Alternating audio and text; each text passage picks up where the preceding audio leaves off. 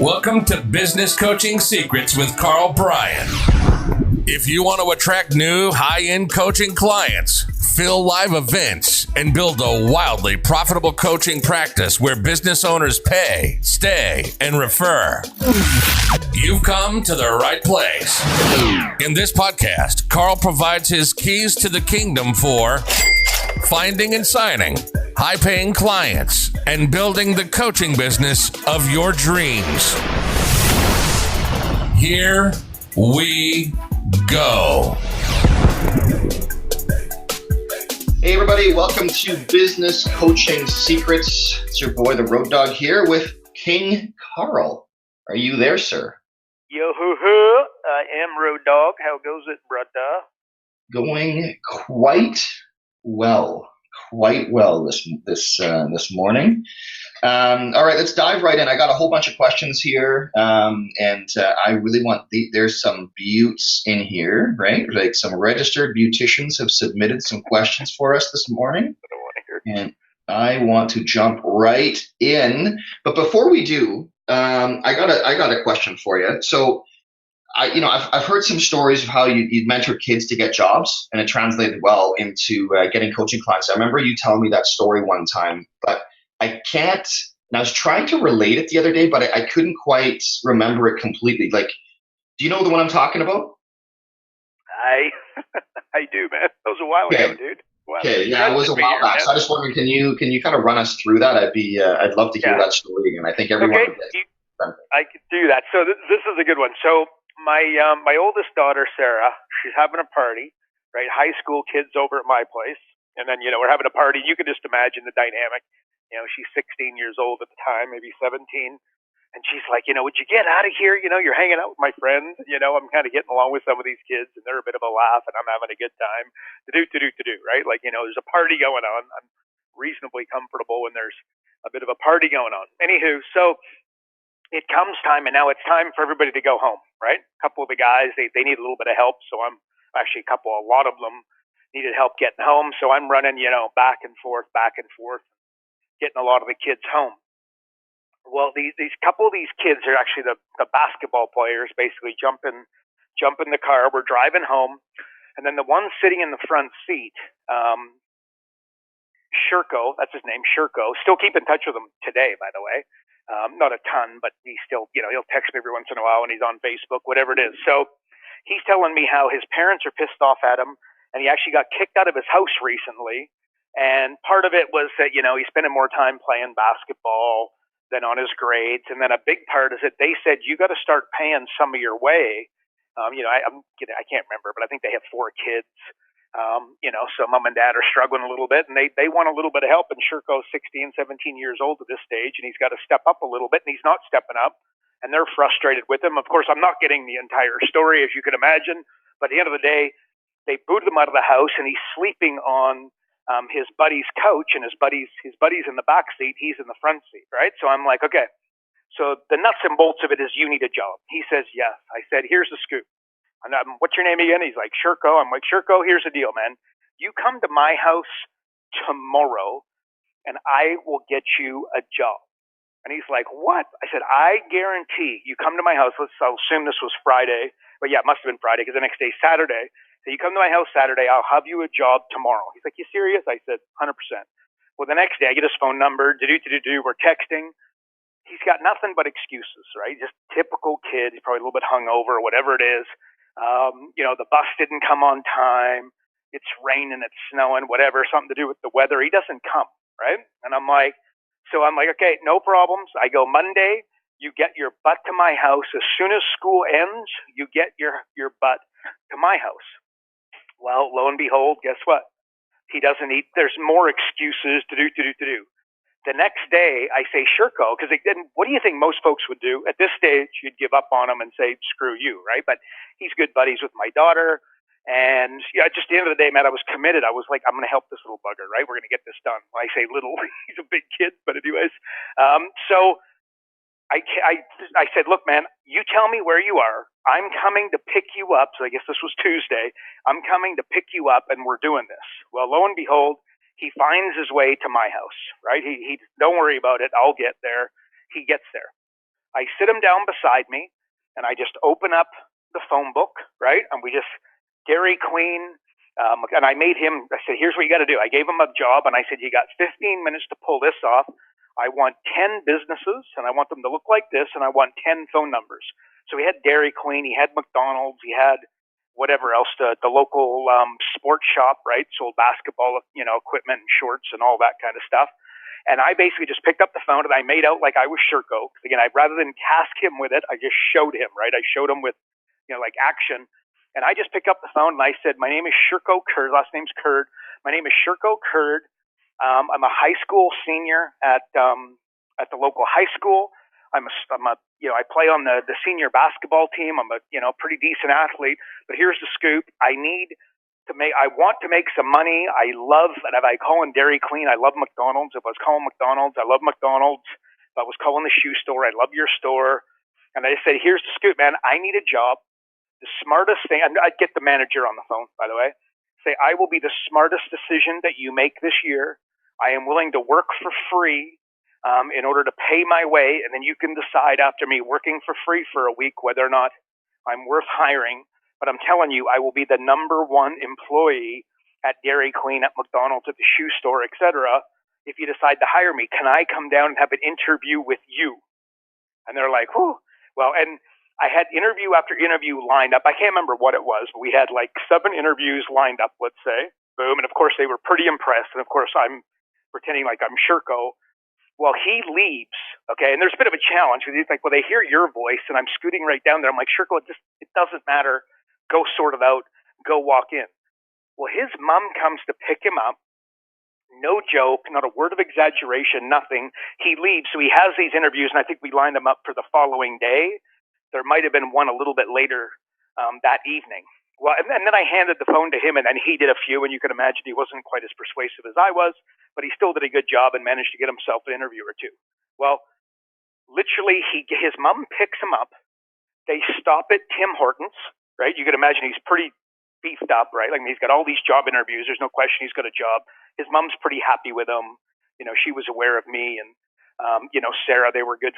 My daughter and him were good buddies. Blah blah blah blah blah blah. They go to Tim Hortons to get something to eat. He goes, Mom. They go through the drive-thru. He goes, Mom, wait here. He walks into Tim Hortons. Right? He tells this story all the time. I bring him on one of these things one time. He'll tell this story. He walks into Tim Hortons. He says, is the manager here? She says yes. He does basically the script that we'd worked out on the phone, right, in point form notes. He remembered it.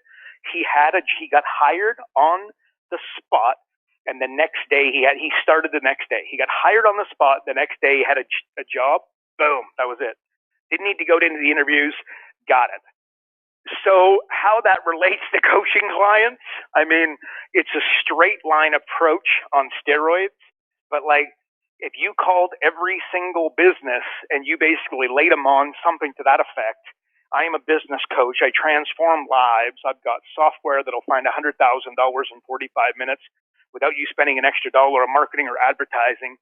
I am willing to work for you for free for the first 2 weeks to show you, or coach you for free for the first 2 weeks to show you that I can transform your business, your psychology, etc.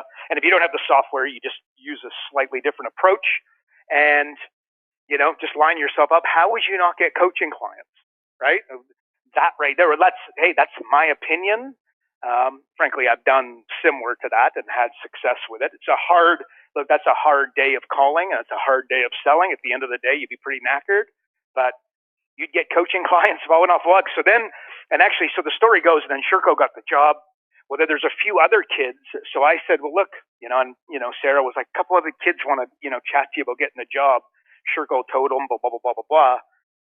And then I brought them over, and I actually had 3 of them sit there, and I did the exact same thing. And they just watched me. I just used one of their names. I did the exact same thing. I said, you each have cell phones. Here's the phone number. Again, tasked them with going to find their own businesses, their own phone numbers. And they sat there calling. And one of them for sure got a job pretty much immediately. I can't remember exactly if all 3 of them got jobs. All 3 of them ended up getting jobs for sure. Whether or not they got them immediately and straight off the back of that process, I can't quite remember, but they were all pretty damn impressed, and it went from there. So That's the story, man. That's the Sherko. And Sarah, my daughter, she talks about it. She's not, but again, you can imagine she's got a slightly different interpretation of it, right? Like, oh my gosh, the boy from school, the star of the basketball team, you brought him over and made him call all these businesses. Yeah, it worked, but oh gosh, that's all I had to talk about for the next two I would weeks. say those guys got off pretty lucky compared to, like, for those that don't know Carl, obviously big hockey guy, and I'm not sure if it's just putting Sarah's friends to work, but former captain of the Kelowna Rockets, current NHLer for the Calgary Flames, Dylan Dubé, hanging Christmas lights at Karl Bryan's house. Was that last year or something? It's like, you put all these guys to work. I did, buddy. I did. Like, I don't think anyone truly is. I would say those basketball guys got off lucky rather than the Carson, physical. remember, Carson Twinarski was here too. You were here with Dylan and Carson. He's playing for the Philadelphia Flyers. Scored his first goal in the NHL against the Vancouver Canucks. I think you and I were both watching the game separately, but we were watching it. Bit of a laugh, eh? Good kids, man. Good kids. That was pretty cool. Anyways, on to the next one. This one I find very good because for those of you that follow Carl's stuff, like, holy smokes, you got the podcast, you've got the daily emails, you've got blog posts, you've got, like, there's so much content that you're putting out, and somebody just wrote in and says, like, where do you come up with all of your material? It sounds like an insane amount, and yet it is insane. So do you want to give us a glimpse, like, for those of us that may not want to be as insane as you with the amount of content that we're publishing, but, like, where do you go and find and come up with all of your material? Yeah.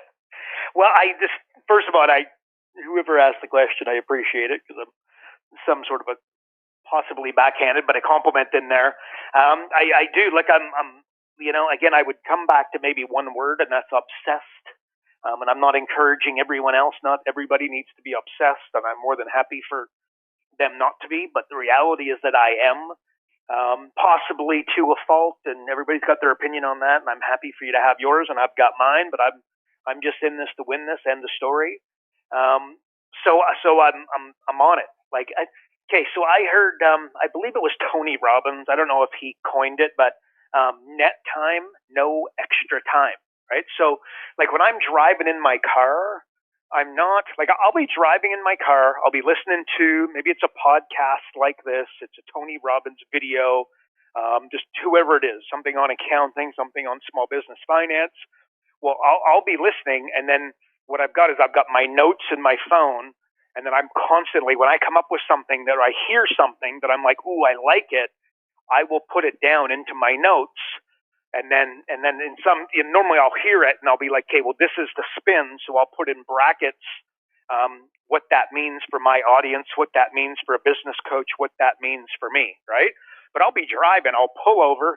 My daughter, my youngest daughter, she's 6, right? She's got to, like, shake. She goes, Daddy, we're trying to get to my friend's house. Would you please keep driving? Because she kind of knows the drill by now. And most definitely my wife shakes her head and says, oh, Lord, please stop it. But anyway, so that's what I do, because I don't practice to practice. I practice to improve, right? So if I'm listening to something, and then in some cases, my wife and daughters, like, they'll be listening to something else, and then I'll have my phone, and I'll have one. You got to be careful. I'm driving, but I'll have one earphone in, right? So I'll be listening to something. They're doing their thing, but again, I'll pull over and whatever. So, or I'm going shopping. Same thing. I'm shopping. I'm going grocery shopping, I'm going shopping for whatever, I'll be listening to my, I'll have my earphones in and going. I go to the gym, I'm not listening to, Guns N' Roses and AC/DC and everybody else. I'm listening to Tony Robbins and what have you. And I've always got something close to me where I can write it down. If I don't have my phone, which normally obviously I would, I'll walk to the front of the gym, I'll grab a piece of paper and a pen, and I'll jot it down, right? So anyway, so no extra time is what I'm getting at. So basically, you're doing whatever you're doing, shopping, driving. Well, you got to be, listening to this stuff. And I think the slight variance, the 1% difference, but the 99% impact is that I'm listening to improve. I'm not listening to listen. I don't assume that I'm going to listen to this and then I'm going to remember it. Because if you're human, the chances of that happening, like, you'll damn well forget. It might come back to you later if it's important to do, but I don't take that chance. If I hear something that's really good, I write it down as quickly as possible, including pulling over in my car, right? And look, discipline equals freedom. I think most people look for freedom and they look to dodge discipline. But I really think if you look at it, the exact opposite will be true for you, right? Like it's even like writing a daily email. Like when I first started it, like honestly, it was a battle and a half. That would be an understatement. I kind of put it out there, made the pressure public, and all of a sudden I was like, wow. Like I was 3 or 4 days into this, and I was like, how am I going to write this son of a gun? And now what's happened is because of discipline, I can now pump one off like with 30 minutes comfortably. I can get an email out. In some cases, it's 10, and some of them take an hour, right? But at the end of the day, it's a discipline that I now have, right? So I don't know. Discipline equals freedom. As coaches, I think we all kind of get that. And I guess just practice to improve. Look, the divorce rate is so bad in this world because people get ready for weddings. They don't get ready for marriages, right? Don't get ready to find a client. Get ready to transform a client's existence. Get ready to transform a business owner's existence. And with 100% certainty, and this is no way, shape, or form, I'm obsessed with this thing. I just am. And when I say I'm obsessed, with helping business coaches help business owners. That's what I do. It's what I'm going to continue to do. A business opportunity is not going to pop up tomorrow and I'm suddenly going to change my direction. Like this is what I do. And a decade from today, I would be absolutely amazed if I'm still cranking and breathing, I will be working on the same thing that I'm here talking about today. So, and I'm totally dialed in with it. So what's a saying? Growth is what you say yes to. Success is what you say no to. I think there's huge power in that. How often do you say no? But again, I get a lot of people, that come across either my email or my phone who are like, Karl, have you ever thought about X, Y, Z, right? And I've disciplined myself at a high level that my default is no. And then maybe you could get me to a yes, but I'm starting with no. And I think that you find most people start with yes and then get to no. And I think that you know what I mean? That makes it more difficult to get that success. So growth is what you say yes to. Success is what you say no to. If you want to be highly successful, get really good at saying no and get really dialed in and tight, an inch wide, a mile deep on what you say yes to. So that's what I'd say, man. That's how I get the level of content. I mean, I'm just constantly reading before I go to bed. I mean, I do like to watch TV before I go to sleep, right? But I am reading an insane amount, in bed, when I wake up. I've got a certain amount of time when I'm in front of my computer. Again, you'll often see me reading, and I'm not reading about the next John Grisham novel. I'm reading about business. I'm reading about, what Tony Robbins has come up with, what he's investing in. So that's what I'd say, man. That's how we. Well, and I'll say this about you too, bud.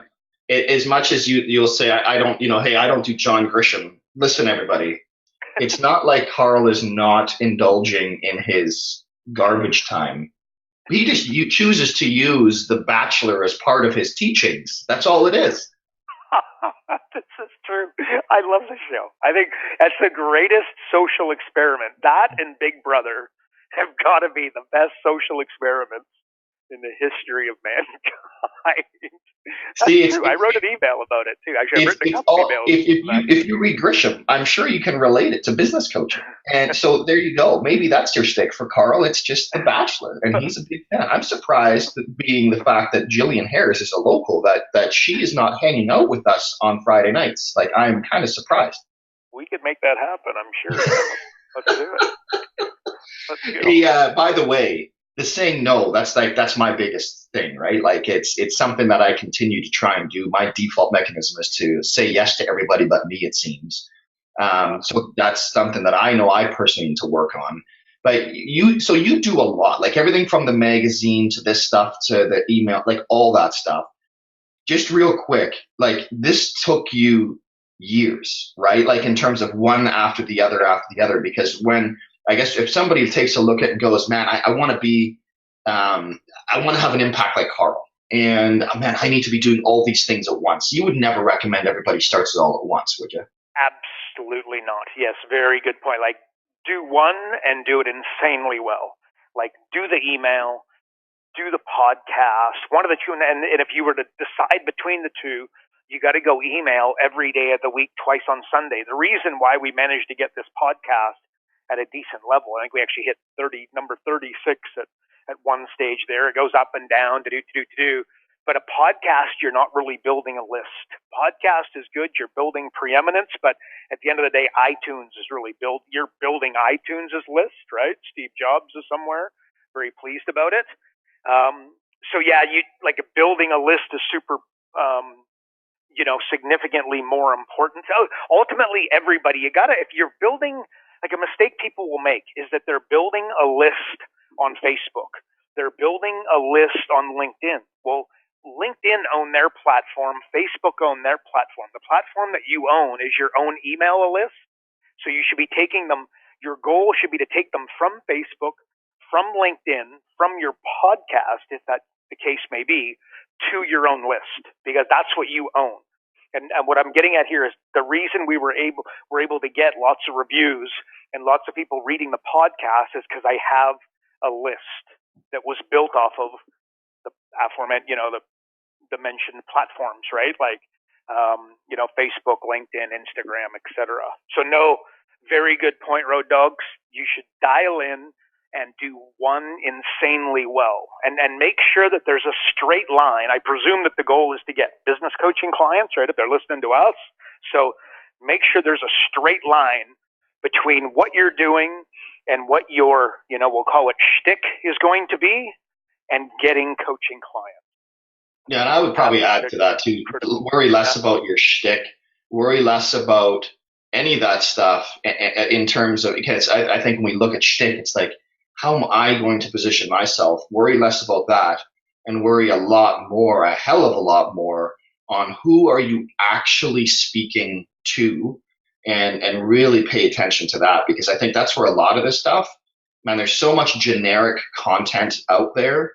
Like Facebook is just littered with it, right? Like everything just looks the same. And I just think it blows my mind at how few people are actually honing in and truly identifying their ideal client avatar, knowing specifically who they're speaking with. So, but yeah, good point.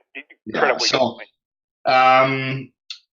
All right, which question do I want to go to? I like this one a lot because this is a good one. This is a fine. It's okay. So I'm going to actually spin this a bit too, because somebody has said, "Is there a difference between a mentor and a coach?"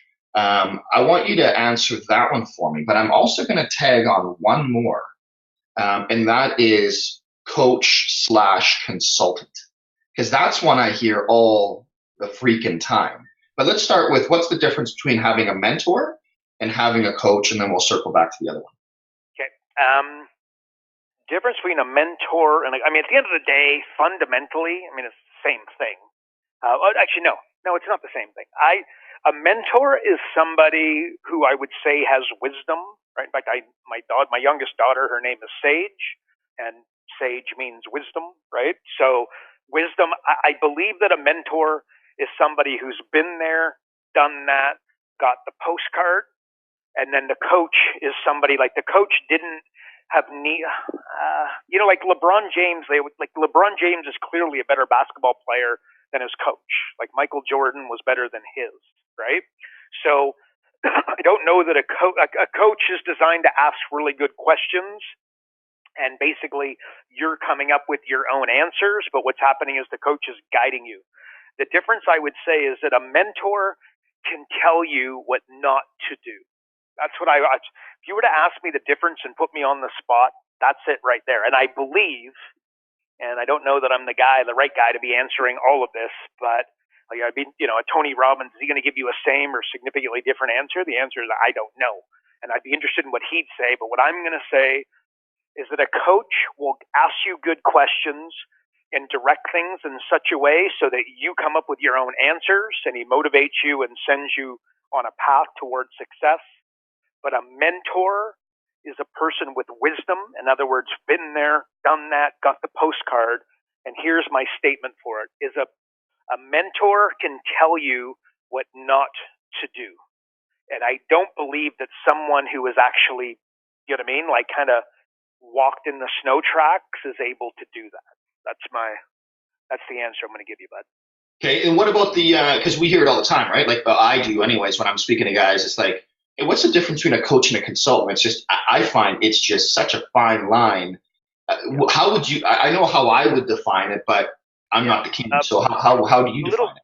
Yeah. By the way, I think good bloody question because I believe that to have success in this space nowadays, and certainly this is the way we teach it, is that you need to be a hybrid between coach and consultant. I don't think in this day and age, with the amount of content and information and everything else that's out there and available, just pure coaching is not the way that I recommend it. I would definitely be doing a coach consultant hybrid, and a coach is basically, as I described, asking you good questions. You're providing your own answers to the questions that are directed towards you, right? Whereas a consultant is coming in and then guiding you a little bit more of a mentor, but guiding you with what you should and shouldn't be putting together, like giving you answers versus giving you questions, right? And I think in order to be successful, you've got to have a hybrid in this day and age. So I'd come back to, I've got a very popular saying that I say all the time: you motivate an idiot, they do stupid things quicker. Again, I don't know, that's, it's been attributed to me many, many times. And I don't know, I may have heard it somewhere else. I got no idea, but the bottom line is, I think it's a beauty.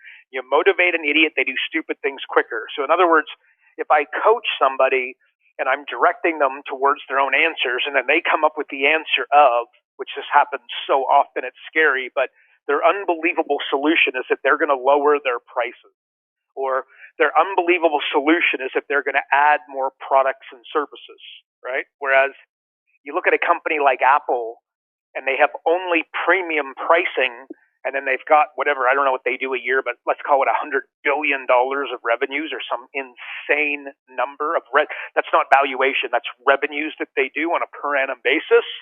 Well, if you walk into an Apple store, you'll see they've only got about 20 products in total, right? Like, how in the world? So in other words, the instincts of the average business owner to lower prices and then add more products and services is the absolute polar opposite of what Apple is doing. And I'd be more inclined to, follow Apple's lead than follow their instincts. So a consultant needs to come in and provide some answers as opposed to just the questions.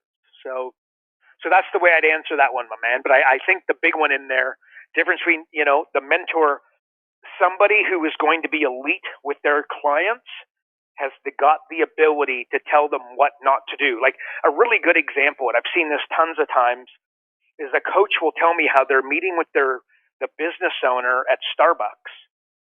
And I will tell them, like, if you want to sell coaching, okay, real coaching, right? Like, real coaching being 12 to 48 grand a year, you need 4 walls and no interruptions, because you could be absolutely guaranteed, it's Murphy's Law, that when it comes time, you're at the Starbucks or the coffee shop, and it comes time for you to do the close, I will bet my life that the waiter or waitress will come walking up, or the person cleaning off the table will come walking up to the table right at that moment and interrupt you guys.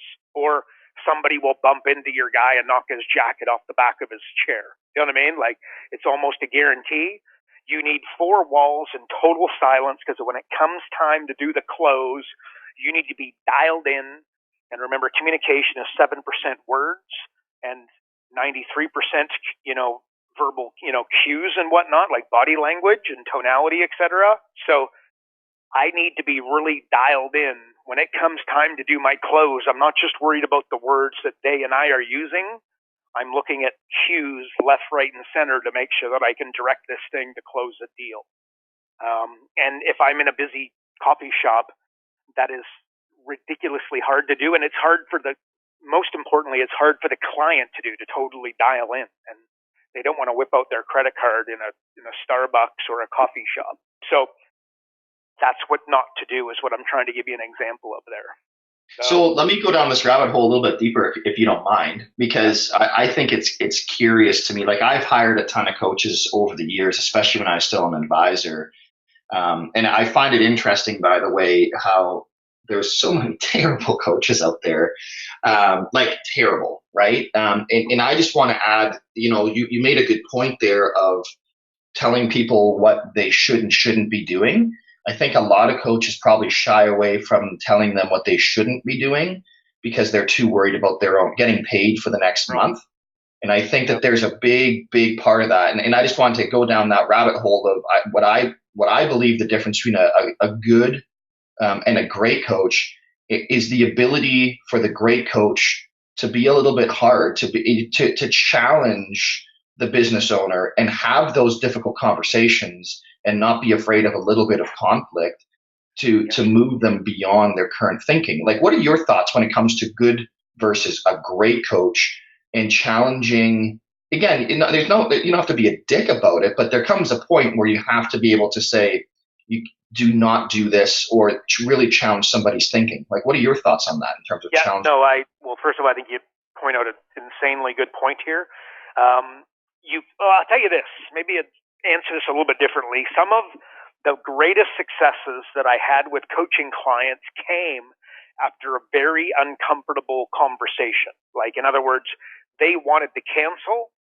And then instead of going, oh, okay, like a lot of coaches, it's like, oh my gosh, you want to cancel? Okay, hang on, I'll stop charging your credit card. Let's get back together. Let's get back together in 3 months, right? Well, my question is, why do you want to cancel? And then I will push you, and then we're going to find that you're either overwhelmed, you're not doing the work. You know what I mean? Like, it always comes back to this. It's going to come back to psychology. So I come back and pull them up on there, what, the stuff comes out of the back of a horse as he walks down the street, right? Call him up on that, and then it gets, you know what I mean? It gives me the ability to just talk about the unspoken that we've kind of been, maybe, farting around the last few weeks when I've really wanted to drill down. So yeah, what I'm getting at is that a lot of the successes have come after those really hard and uncomfortable conversations, and I don't think that is a coincidence, because this is when you're able to just look, let's get real with each other here, right? What is actually happening? And a lot of the time, again, it has stuff to do with, without getting into this, because this could be a rabbit hole for a whole nother podcast, but like, it's challenges at home, it's challenges with the kids, it's challenges with their wife, it's challenges with their, addictions, whether it be phone, social media, sex, booze, drugs, whatever, right? Like, that sort of stuff starts to come up and can be uncovered. And in the normal course of just general coaching, often that doesn't come up.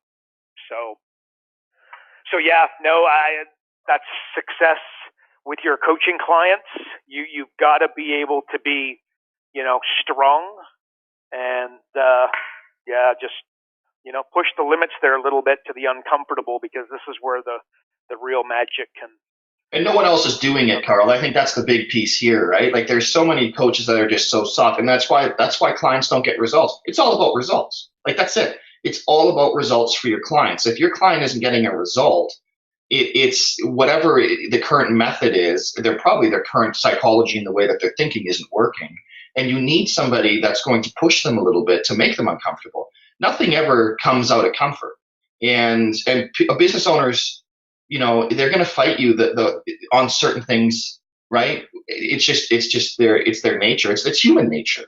We don't want to get uncomfortable, right? I'll give you an example. Like, for today, I'm going, and it's the exact same marathon training plan. So today I do speed work. Well, guess what? After a 23-minute warm up, which, by the way, one of the biggest challenges for me is the warm up, because you know what I hate? I hate getting lapped. I hate people passing me when I'm running at the track.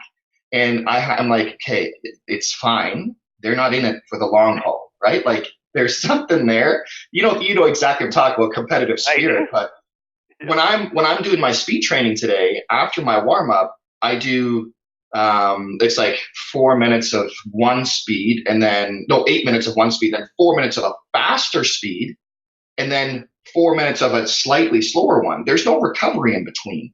But that last 4 minutes, all of a sudden feels so easy relative to the first four, or the first eight, pardon me, because I had the four of the faster there. It pushed me to be completely uncomfortable, but then all of a sudden what felt hard before now feels a little bit easier.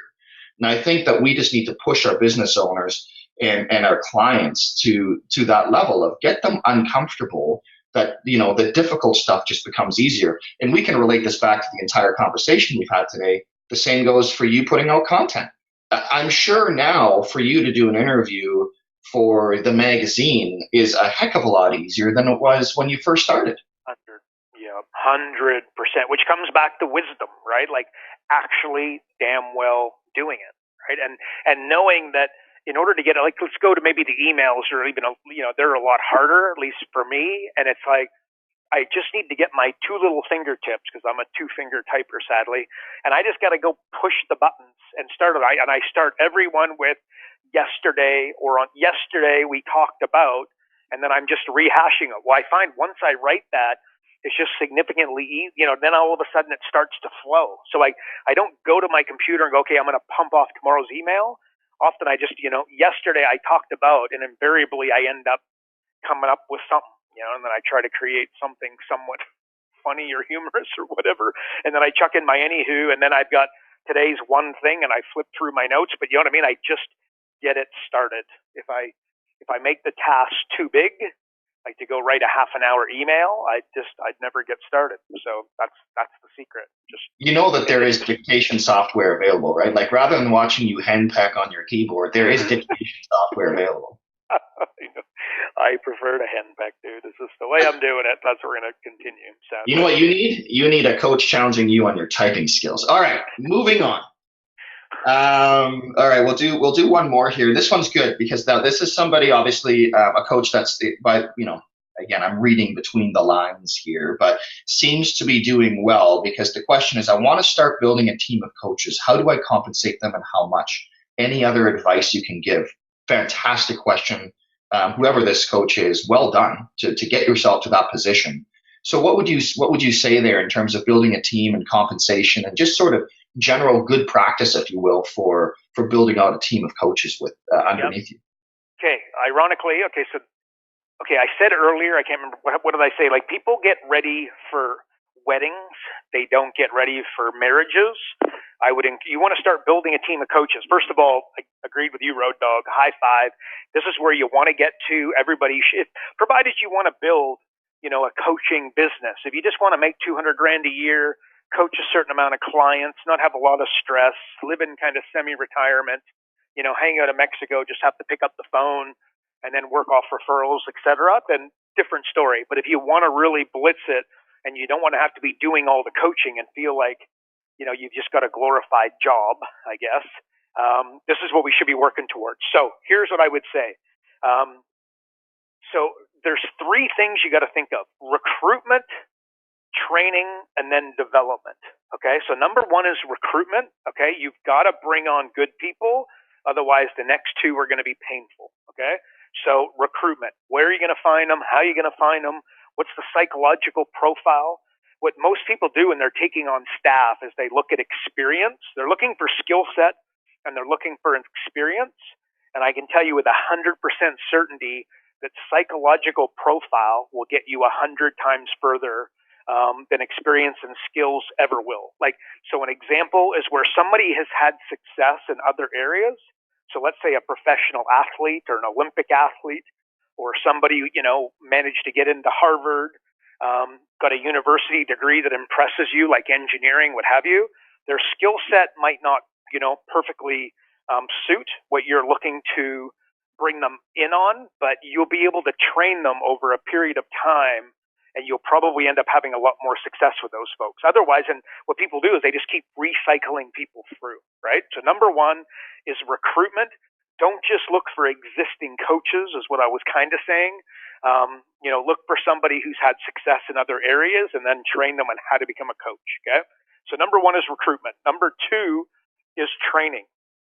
So once you bring them on, your job is, and people try to, sort of bunny hop this by bringing on an existing coach and assuming they know what the hell they're doing, right? Which is normally, again, theme of this call to a certain degree, Road Dog, is that we've been talking about people need to train themselves at a significantly higher level. So number two, you've got to get them trained and developing, quite frankly, and training them and then developing the training program, again, are two completely different things. So I just be a little bit cautious with just bringing somebody on and throwing to the wolves and expecting them to be able to swim versus sink.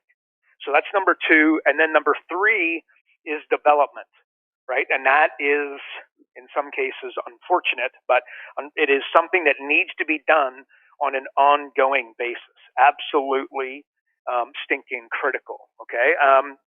And an example of that is like in my own world, like I've been learning small business finance and accounting for the last couple of years, and I've dramatically stepped it up over the last period of time, right?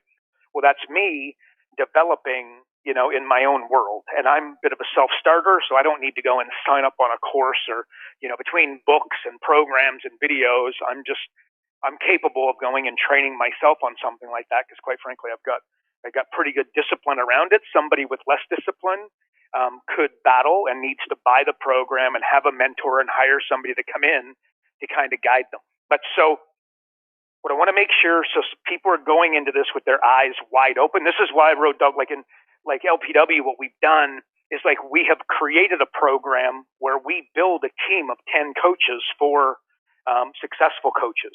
Because again, I know that they're a successful coach. They're going to need to, they want to build this team. They're at a, critical mass where they've got, a certain amount of hours in the day that they want to be working, and they're all filled with coaching clients. So they want to take on coaches. So I just know the complexities involved. So we look after a lot of, the recruitment, training, and development. We look after that for a lot of coaches in a licensing program. So the bottom line is we have that program, and I understand it very, very well. If you're looking at expanding your coaching business, you're not just looking for a coach and then wondering how much you're going to pay them. That's the equivalent of getting ready for a wedding. You want to get ready for a marriage, and recruitment, training, and development is what you got to be thinking about. As far as compensation goes, my dad actually, he often says, like, when somebody asks you to borrow money, make sure you lend them enough. Okay? You follow what I mean? Like, when you don't, you know what I mean? Like, if somebody asks you for 10 grand, but you really know that they need 25 or 20, you might as well light the 10 grand on fire. You follow me? Right? So that is not different from bringing a coach in and then leaving them to their own devices and hoping for the best. They need significantly more than that from you, and you need to be prepared, to basically be able to deliver it. Oh, and also you need to pay them enough to stick around, right? So as far as compensation goes, don't hide. Like, they need to be able to earn a living, or they are going to disappear. Conversation over. Right? That's just the way it needs to be. And how much do they need to earn? First of all, you got to ask them that question. And then you got to be able to weigh it up. But let's just say it's going to be $4,000 is going to be close, which is $1,000 a week, right? So they need $4,000 to exist. You've got to be able to provide that for them. So a couple different models you can use is you can give them a draw. So you agree to pay them $4,000 and say you pay them 25%, or pay them 75% of the coaching fees. You take 25%, they take 75%. In the first 2 months, let's assume that they're going to be, below the $4,000 threshold. Well, what you do, let's say that they earn $2,000 for the first 2 months, but you pay them $4,000. Well, you claw back the $2,000 times 2, so $4,000 over the coming months as they earn more, right? So in 1 month they earn $6,000. You still only pay them $4,000, but you claw back $2,000 to make up for the first couple months while they were getting going, because you had to pay them enough to survive, right? So basically, you can do it in that manner.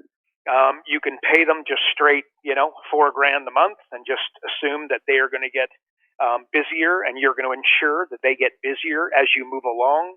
Again, a lot of folks just want to bring on a subcontractor and do like a, 25-75 or 50-50 split, and then just let the numbers grow over time.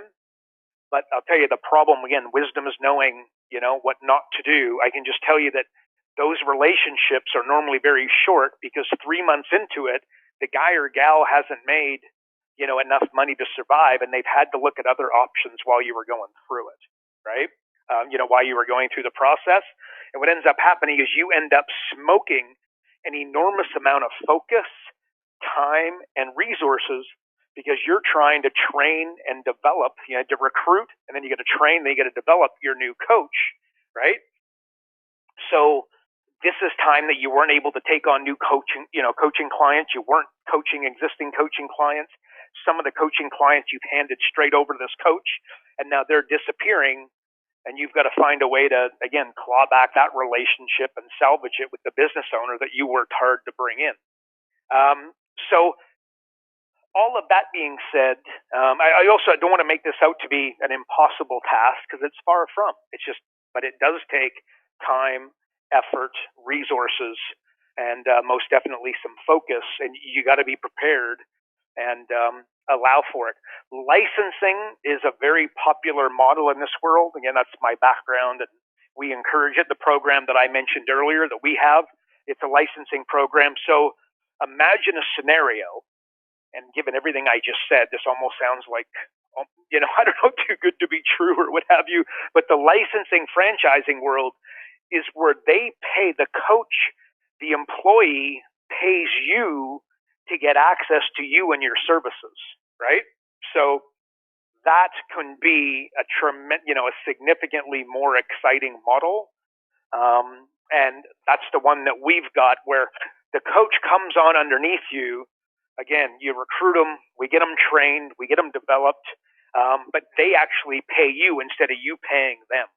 And it's a very successful model. It works very, very well in spaces like business coaching, and that's one that I would also encourage folks to have a bit of a look at. But bottom line, Road Dog, thinking about bringing on coaches, make sure we're not spending, because you could imagine this isn't the first time I've heard a question similar to this. Worrying about how much you're going to compensate them is like getting ready for a wedding, and you're getting ready for a marriage. And it's very important that you come into that with your eyes very wide open, because coaching is not, it's not the easiest thing in the world, right? It's the reason it's an intangible versus a tangible. And when something's an intangible, there's naturally and organically going to be more moving parts, which brings complexity that you don't have when you open up a car dealership and you're trying to sell cars. So I was going to ask you, Karl, it's interesting, the mindset shift too between paying somebody, you know what I mean, like paying a coach versus them paying you. Like that's such a huge shift, right? I hope everybody. I agree, and I'm glad, Road Dog, you bring that up, because that's my background, right? And it's one that I'm intimately familiar with. But it's just like imagine hiring a salesperson and them paying you instead of you paying them. Right? Like that's the difference. And you're like, but that's like, there's such a difference that can it really happen? You know what I mean? But that is the franchising and licensing world, which, by the way, there's also, believe me, there's upside times 10 for the individual that comes in, because now, you're going to train them and develop them in a way that they're going to be able to go make a really good living, and going to call it a couple $100,000 a year, to build up that business. So there is upside big time for the person that pays you the $1,000 a month, but it's a very different model. And frankly, in this space with all the intangibles, or not intangible, but the what do I say, like the non-tangible factor to it, it's one that can work a lot better. So, but recruitment, training, and development is when you take on a staff member, when your clients take on a staff member, remember those three words: recruitment, training, and development. You got to be totally committed to it. That's the marriage component versus bringing them on and how much you're going to pay them and how much experience that they have. So the one thing I'll add to that, Karl, it's interesting because you're really making my mind spin here. It is the licensing model. Okay, so think of the mindset, everybody, of the difference between somebody, because again, I would be willing to bet that 99.9% of all coaches that are looking to recruit and bring other coaches on aren't going to give them a draw. Like, it's just, I don't know, maybe I'm off, but I'm pretty sure that they would just do it where it's like, oh, no, like, yeah, I'll just take a percentage of what you bring in, blah, blah, blah. They're not actually going to pay them physically. But imagine somebody coming in and they're paying you. How much more motivated are they going to be to actually make it work? How committed are they to doing this versus somebody who's just kind of coming into, let's just see how it goes, right? I think that's probably a pretty huge difference in terms of their mindset and their commitment level to sort of get going. So that's just kind of my 2 cents. Am I far off on that? No, but it's psychological profile, right? It's like, how dialed in is this individual? How much thought have they taken into it? You know what I mean? They're just looking for, we've all seen it. Somebody's just scouting around. Like, most people go find a job, and then they spend, once they get the job, they spend just as much, if not more time on, ZipRecruiter or Monster.com or whatever, Indeed.com, like you know what I mean? They spend just as much time looking for a new job just to replace the one that they just started, right? Yeah. And it's like, they're not dialed in.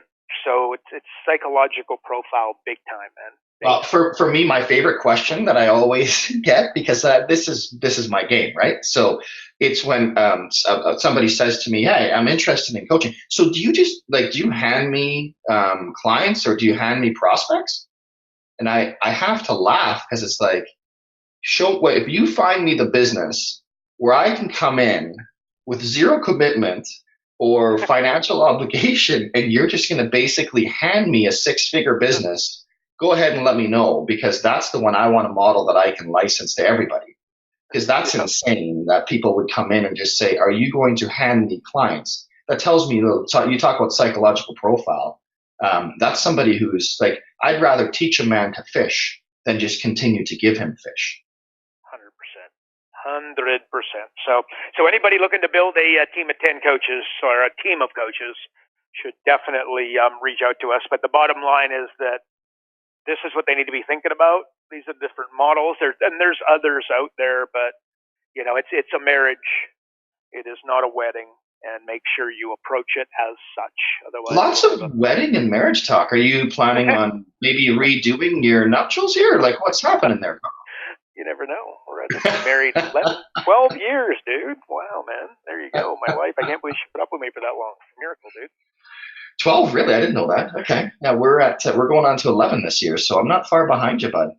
Rookie, dude. You're a rookie. Yep. Man. Yeah, look at me. I just totally green. That extra 2 years, man, game changer. Anyways, any parting shots, parting words, any parting wisdom that you can bestow upon the common folk today? I was going to say the marriage thing, but I think you're right. I think it's been overdone today.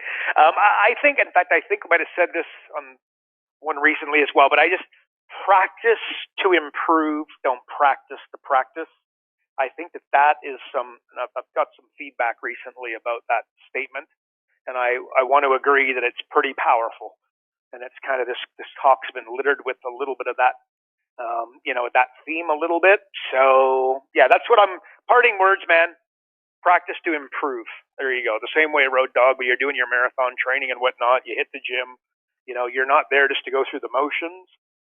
You're there to improve. And I think that's what folks, I don't know that that's natural to take when, you're watching. If you're watching a video or reading a book and you don't have a pen, then I think that you're just missing out. You know what I mean? Like, I think you're falling into the category of practicing to practice.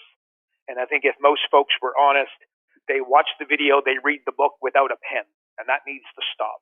That's that right there is it's the 1%, but it's the 99% impact, if you know what I mean. A big difference between the two. And then and what I do, and maybe somebody can, folks listening, you can steal this in some way, shape, or form. So I listen, I write down, and then I'm crafting an email about it at some stage, right? And by the way, in some cases, it's going to be months off, and in some cases, it's going to be within the next couple of days. But maybe there's, you've got your own podcast, you've got your own interview series, you've got your own articles, you've got your own emails, you've got your own coaching clients. Well, take this stuff and implement it, as opposed to just take this stuff and file it in the cabinet. So that's what I'm going to say as the parting words, my man. What do you think?